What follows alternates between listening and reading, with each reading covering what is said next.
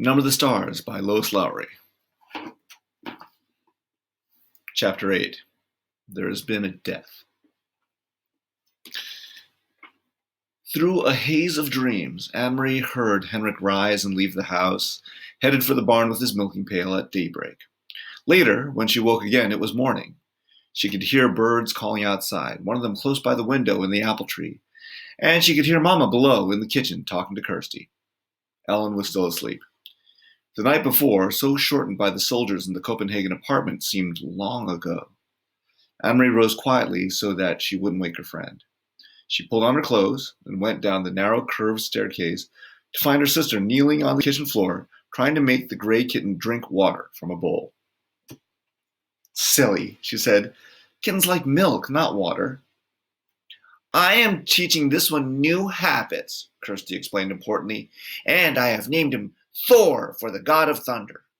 Henry burst out laughing. She looked at the tiny kitten, who was shaking his head, irritated at his wet whiskers, as Kirsty kept trying to dip his face to the water. "God of thunder," Henry said. "He looks as if he would run and hide if there were a thunderstorm." "He has a mother someplace who would comfort him, I imagine," Mama said. "And when he wants milk, he'll find his mama." "Or he could go visit the cow," Kirsty said. Although Uncle Henrik no longer raised crops on the farm as his parents had, he still kept a cow, who munched happily on the meadow grass and gave a little milk each day in return. Now and then he was able to send cheese into Copenhagen to his sister's family. This morning, Anne-Marie noticed with delight Mama had made oatmeal, and there was a pitcher of cream on the table. It was a very long time since she had tasted cream. At home, they had bread and tea every morning. Mama followed Anne-Marie's eyes to the pitcher. "Fresh from Blossom," she said. "Henrik milks her every morning before he leaves for the boat. And," she added, "there's butter, too. Usually not even Henrik has butter, but he managed to save a little this time." "Save a little from what?" Anne-Marie asked, spooning oatmeal into a floured bowl. "Don't tell me the soldiers tried to... what's the word? Relocate butter, too." She laughed at her own joke. But it wasn't a joke at all, though Mama laughed ruefully. "They do," she said. "They relocate all the farmers' butter right into the stomach of their army. I suppose that if they knew Henrik had kept this tiny bit, they would come with guns and march it away down the path." Kirsty joined their laughter as the three of them pictured a mound of frightened butter under military arrest. The kitten darted away when Kirsty's attention was distracted and settled on the windowsill. Suddenly, here in the sunlit kitchen, with cream in a pitcher and a bird in the apple tree beside the door, and out in the Kattegat where Uncle Henrik, surrounded by bright blue sky and water, pulled in his nets filled with shiny silver fish. Suddenly the specter of guns and grim-faced soldiers seemed nothing more than a ghost story, a joke with which to frighten children in the dark. Ellen appeared in the kitchen doorway, smiling sleepily, and Mama put another floured bowl of steaming oatmeal on the old wooden table. "Cream," Anne-Marie said, gesturing to the pitcher with a grin. All day long, the girls played out of doors under the brilliant, clear sky and sun. Anne-Marie took Ellen to the small pasture beyond the barn and introduced her to Blossom, who gave a lazy, rough-textured lick to the palm of Ellen's hand when she extended it, timidly. The kitten scampered about and chased flying insects across the meadow. The girls picked armfuls of wildflowers, dried brown now by the early fall chill, and arranged them in pots and pitchers until the tabletops were crowded with their bouquets. Inside the house, Mama scrubbed and dusted, tisk-tisking at Uncle Henrik's untidy housekeeping.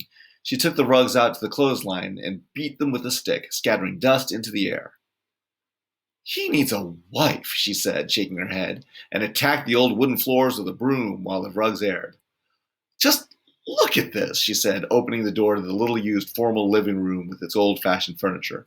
"He never dusts," and she picked up her cleaning rags. "And, Kirsty," she added, "the god of thunder made a very small rain shower in the corner of the kitchen floor. Keep an eye on him." Late in the afternoon, Uncle Henrik came home. He grinned when he saw the newly cleaned and polished house, the double doors to the living room wide open, the rugs aired, and the windows washed. Henrik, you need a wife, Mama scolded him. Uncle Henrik laughed and joined Mama on the steps near the kitchen door. Why do I need a wife when I have a sister? He asked in his booming voice. Mama sighed, but her eyes were twinkling. And you need to stay home more often to take care of the house. This step is broken, and there is a leaking faucet in the kitchen, and Henrik was grinning at her, shaking his head in mock dismay. And there are mice in the attic, and my brown sweater is a big moth hole in the sleeve, and if I don't wash the windows soon... They laughed together. Anyway, Mama said, I have opened every window, Henrik, to let the air in, and the sunlight. Thank goodness, it's such a beautiful day. Tomorrow will be a day for fishing, Henrik said, his smile disappearing. Anne-Marie, listening, recognized the odd phrase. Papa had said something like it on the telephone. Is the weather good for fishing, Henrik? Papa had asked, but what did it mean? Henrik went fishing every day, rain or shine. Denmark's fishermen didn't wait for sunny days to take their boats out and throw their nets into the sea. Anne-Marie, silent, sitting with Ellen under the apple tree, watched her uncle. Mama looked at him. The weather is right? She asked. Henrik nodded and looked at the sky. He smelled the air. I'll be going back to the boat tonight after supper. We will leave very early in the morning. I'll stay on the boat all night. Henry wondered what it would be like to be on a boat all night, to lie at anchor, hearing the sea slap against the sides, to see the stars from your place on the sea. You've prepared the living room? Uncle Henrik asked suddenly. Mama nodded. It is cleaned, and I moved the furniture a bit to make room. And you saw the flowers, she added. I hadn't thought of it, but the girls picked dried flowers from the meadow. Prepared the living room for what? Anne-Marie asked. Why did you move the furniture? Mama looked at Uncle Henrik. He had reached down for the kitten, scampering past, and now held it against his chest and scratched its chin gently. It arched its small back with pleasure. Well, girls, he said, it is a sad event, but not too sad, really, because she was very, very old.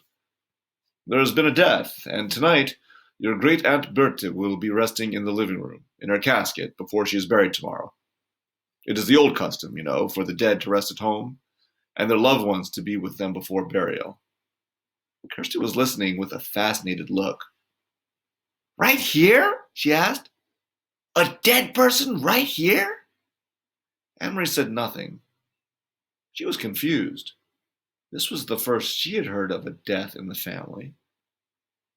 No one had called Copenhagen to say that there had been a death. No one had seemed sad. And, most puzzling of all, she had never heard the name before. Great Aunt Berthe. Surely she would have known if she had a relative by that name. Kirsty might not. Kirsty was little and didn't pay attention to such things. But Anne-Marie did. She had always been fascinated by her mother's stories of her own childhood. She remembered the names of all the cousins, the great aunts and uncles, who had been a tease, who had been a grouch, who had been such a scold that her husband had finally moved away to a different house, though they continued to have dinner together every night. Such wonderful, interesting stories filled with the colorful personalities of her mother's family. And Anne-Marie was quite certain, though she said nothing, there was no great Aunt Berthe.